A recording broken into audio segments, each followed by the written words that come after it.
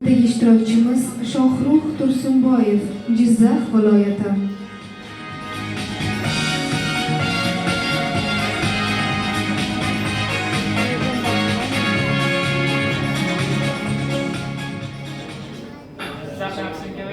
Va alaykum assalom.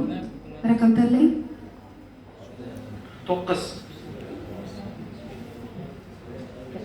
Ko'kimtir qora, shaffof osmonda nihoyatda yorqin janub yulduzlari charaqlardi. Odam ularga qancha ko'p tikilsa, yuragi shuncha xira tortaveradi. Osmon, yulduzlar va dunyo nima? Ular nega mavjud? Ular harakati qayerdan boshlanib, qayerda tugaydi? Odamlarning jon holatda qolgan idrokiga noaniq cheksizlik hissiyoti kirib kelar va hayotning yechib bo'lmas muammolari oldidagi qo'rquv asta-sekin ular yuragini qamrab olardi.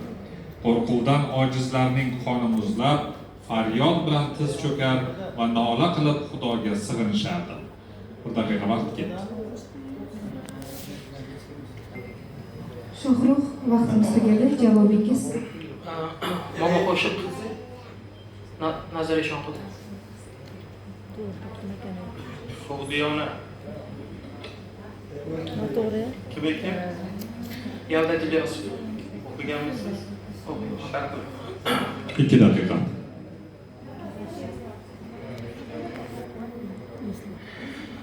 Yavdat Ilyosovning Sug'diyona romani o'sha Iskandar bosqini haqida xuddiki forslar O'rta Osiyoni forslardan qutqaramiz degan bir avj bilan bahona bilan o'sha paytdagi qo'shinlarni odamlarni manipulyatsiya qilib O'rta Osiyo hududiga va forslarga egalik qilish uchun yurish qiladi. Roman Katalnik kampirning hikoyasi bilan boshlanadi.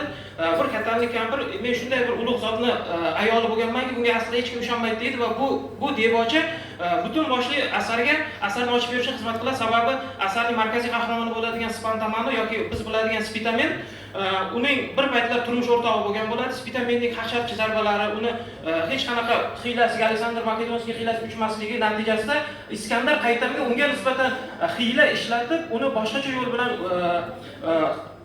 mag'lub qilishiga to'g'ri keladi. Bundan tashqari u yerda Fiyagen, Deriko kabi obrazlar bor va bu obrazlar unga o'sha askar bo'lib Iskandarning qo'shiniga askar bo'lib kirishdan boshlanadi voqealar rivoji. Varshahta, Zaro, Baro, keyin Katalnik kampir, undan keyin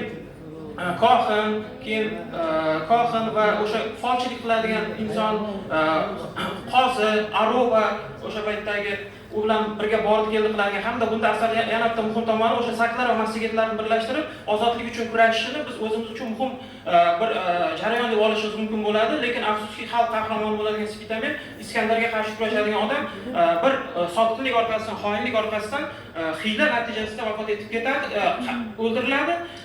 Lekin xalqning ongida mana shunday yangi Spitamenlar baribir tug'iladi degan tushuncha bilan qoladi. Bu o'ylarni esa o'sha boshdan Katalnik kampir Zaro aytgan, o'ylagan ko'pchilar. Vaqtimiz tugadi. Shohrux. Ancha tajribangiz bor ekan. Kasbi nima dedingiz? Pedagogika yo'nalishida. Pedagogsiz, nutqiga xos, mulohazasiga xos.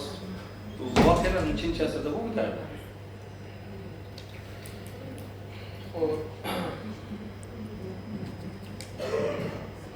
Xo'p, bo'ldi. Boshqa savol o'taman.